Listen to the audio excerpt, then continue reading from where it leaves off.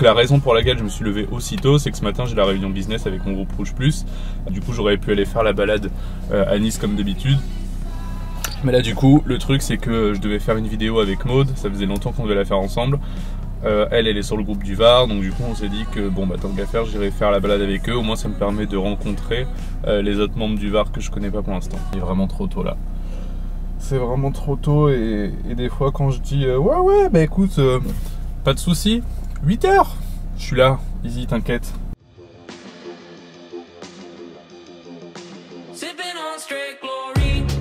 Putain j'ai oublié mes lunettes.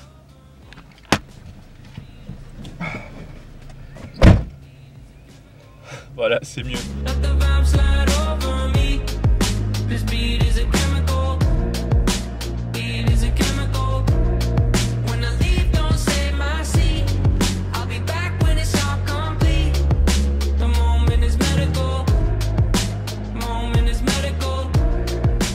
Bon là je viens d'arriver, il est 7h45. Ma caméra est tombée pendant que je roulais en voiture parce que je l'avais laissée sur pied juste à côté. Et du coup mon truc pour tenir le micro s'est décroché. Donc bref on s'en fout. Hier Maud elle m'a dit que c'était jusqu'à... Il s'était donné jusqu'à midi.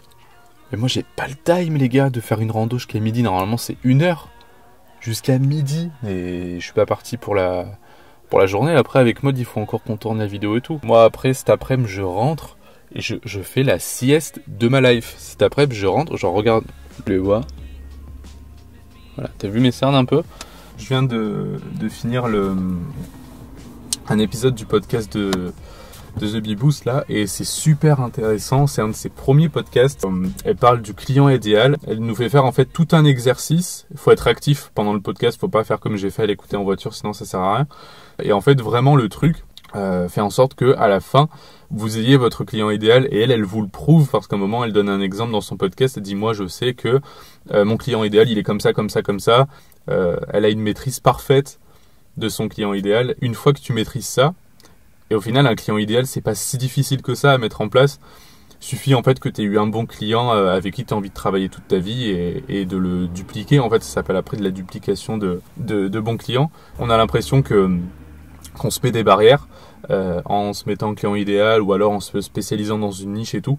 En fait c'est tout l'inverse, c'est comme quand on va se spécialiser dans un réseau social au lieu d'être sur 4 ou 5 réseaux sociaux en même temps. On va vraiment décupler tout son potentiel à un endroit et vraiment se concentrer sur ce qui marche au lieu d'aller tergiverser un peu partout. Et le fait de faire ça, ça va nous permettre déjà de mieux l'aider parce qu'on va mieux le connaître, d'être mieux rémunéré, de pouvoir fixer des prix plus hauts parce qu'on va être spécialiste dans ce domaine. De gagner du temps parce qu'on va connaître les problèmes, on va pas avoir à refaire une étude différente, on va pas avoir à comprendre un business différent, donc on va gagner du temps, moins de charge mentale et un bénéfice ou une rentabilité qui est beaucoup mieux parce que si tes prix sont plus chers et que tu connais son genre de problématique, ça veut dire qu'en fait potentiellement tu vas travailler moins parce que tu auras moins d'investigation à faire dans un business et ça veut dire que potentiellement tu vas travailler moins pour gagner plus.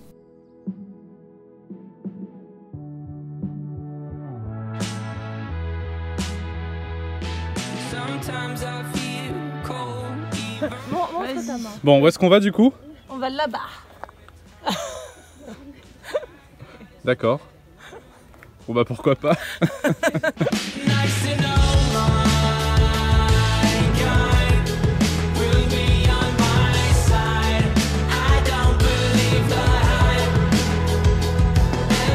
Donc là la rando est finie, on va essayer de se trouver un petit coin sympa avec Maud pour faire la fameuse vidéo sur le branding avec elle.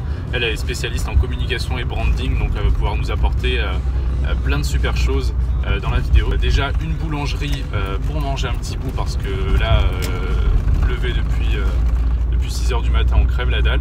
Puis après, tourner la vidéo et trouver un petit coin sympa. Et c'est à ce moment-là où pour moi le temps commence à devenir précieux parce que quand on a fini la randonnée, il devait être entre 11h30 et midi. Et je vous le rappelle, à la base, ça ne devait pas durer jusqu'à cette heure-là. Et moi, j'avais des choses prévues l'après-midi, donc je voulais qu'on finisse de tourner la vidéo le plus vite possible. Ensuite, on devait trouver l'endroit où on avait tourné la vidéo. On savait à peu près, mais on n'avait pas défini l'endroit exact. Et ce qui se passe à ce moment-là, c'est que le GPS nous faisait tourner en rond parce que Maud voulait m'emmener à un endroit. Donc c'était au bord d'un lac où on avait la vue sur sur un rocher et en fait le GPS nous faisait tourner en rond autour de ce lac au lieu de nous amener directement au parking qui nous permettait de nous garer là-bas.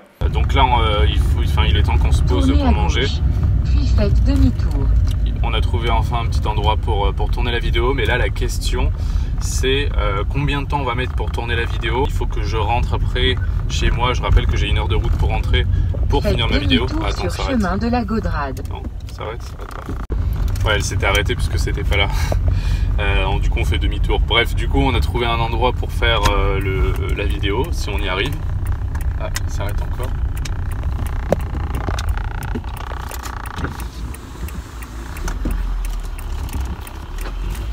T'es perdu?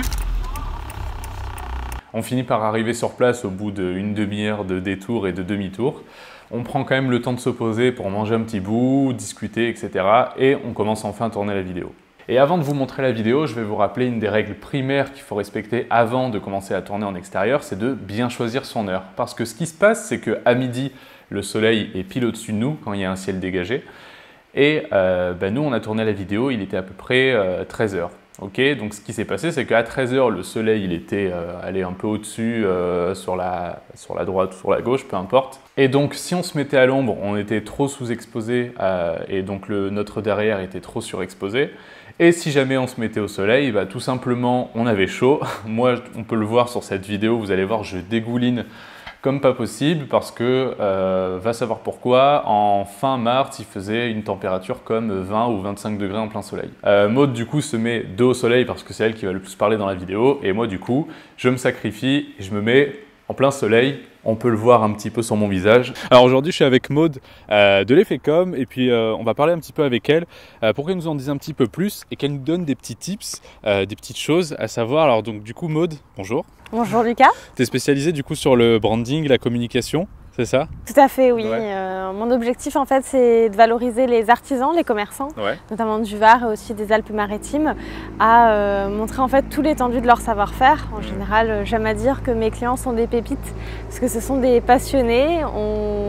On le voit quand on voit ce qu'ils produisent, ce qu'ils font, mais c'est vrai que ce n'est pas assez mis en valeur. Ouais, c'est vrai que tu dis souvent ça, ce terme, les pépites. On a tourné au total pas loin de 45 minutes, 1 heure de vidéo et au bout de quasiment 1 heure, j'ai écourté la vidéo. Je pense qu'avec Maud, on aurait pu parler encore très longtemps. On n'avait pas spécialement préparé tout ce qu'on allait dire dans une vidéo. C'était pas vraiment scripté ou quoi.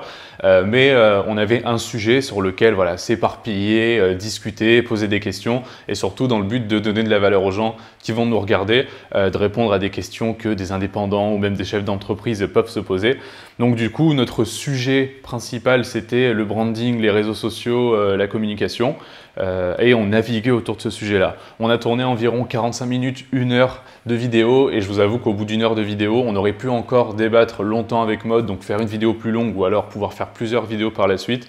Mais au bout d'1 heure, j'avais le soleil qui était sur moi, je dégoulinais, j'avais chaud, j'avais mal à la tête. Donc au bout d'un moment, j'ai écourté, j'ai dit allez, c'est bon, on s'arrête là. Donc dans cette vidéo, on a parlé de branding, on a parlé de client idéal, on a parlé d'avatar client, on a parlé des réseaux sociaux, de soit savoir se mettre sur des réseaux sociaux et se mettre dessus à fond, ou alors d'étendre sa communication si on peut se le permettre. Et puis on a fini par parler aussi du branding, de son branding de marque et de savoir où est-ce qu'on peut aller, comment et pourquoi avec son entreprise. Je te remercie, Maud, d'avoir fait cette vidéo avec moi. Je suis en train de cramer au soleil depuis tout à l'heure. J'espère que ça va pas trop se voir. Je te remercie en tout cas. Ouais, je dégouline un petit peu. Il y a un truc que je pensais aussi, on n'a pas parlé de stratégie sur les réseaux sociaux. Ah ouais, voilà. Mais bon, ça va, ça a de la matière. Et là, quel plaisir de rentrer enfin chez soi après une longue journée comme celle-là. C'était une super journée, très enrichissante. J'ai pu rencontrer le groupe du Var de mon groupe Business Rouge Plus, donc c'était vraiment super, j'étais très content de le faire. C'était une longue journée, difficile puisque je me suis levé tôt, j'avais plein de choses à faire. Si je dois retenir une chose de cette journée, c'est d'apprendre à mieux gérer son temps, de prévoir mieux les choses, à moins être dans le souci du dernier moment, etc. Bon voilà, c'est des soucis techniques, ça arrive. Donc je fais un gros bisou à la team Rouge Plus du Var. J'ai passé un super moment avec vous, malgré tous les imprévus que vous n'avez peut-être pas vus, mais du coup vous saurez dans cette vidéo. J'ai fait un format un petit peu vlog, reportage, je vous prends avec moi pendant ma journée, en mode un peu les coulisses pour que vous voyez la réalité. Et là, la réalité, c'est que je suis rentré chez moi aux alentours de 15h, 15h30. Et du coup, j'avais des projets que je devais finir, enfin que je devais, j'avais pas de deadline, mais que j'avais envie, que je voulais finir. Donc, je me suis mis sur du montage, comme ça, sur mon bureau. Je me suis mis à faire du montage jusqu'à peu près 19-20 heures parce que j'avais envie de finir mes projets. Voilà, j'espère que cette vidéo t'a plu. Si tu aimes bien ce genre de format et que tu penses que le format vlog, mode vlog, coulisses comme ça, peut coller dans un domaine business, entrepreneuriat comme je l'aborde, n'hésite pas à me le dire en dessous en commentaire. Si toi, tu as un projet, que tu veux faire de la vidéo pour ton business, que tu veux gagner du temps, des clients, de la visibilité, etc. et que tu es convaincu que la vidéo, ça peut t'aider, n'hésite pas, tu peux prendre gratuitement rendez-vous avec moi à l'adresse qui s'affiche ou me poser tes questions par adresse mail directement. Et puis, je te dis à bientôt.